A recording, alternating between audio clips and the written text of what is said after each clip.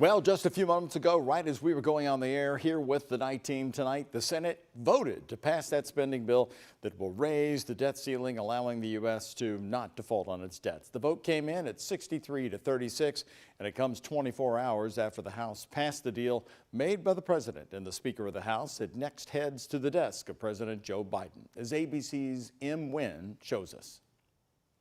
President Joe Biden and top congressional leaders are celebrating the crucial passage of the debt ceiling bill in the Senate, aimed at ensuring the U.S. government can keep paying its bills on time. On this vote, the yeas are 63, the nays are 36. The 60-vote threshold having been achieved, the bill is passed. Treasury Secretary Janet Yellen had warned Congress to act by the June 5th deadline or risk a catastrophic U.S. default. Behind the scenes, Senate leaders seeking swift passage raced to secure an agreement with members on about a dozen amendments to this legislation. Republicans also demanded assurances that the Senate would consider further increasing defense spending later in the year, as well as hold a vote on an emergency spending bill for additional Ukraine aid.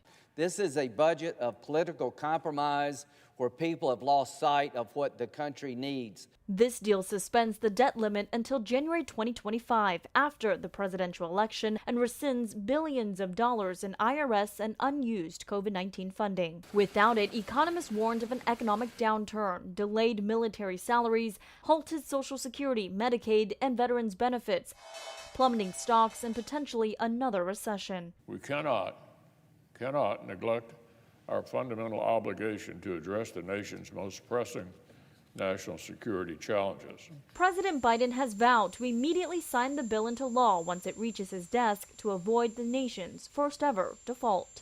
M. Nguyen, ABC News, Washington.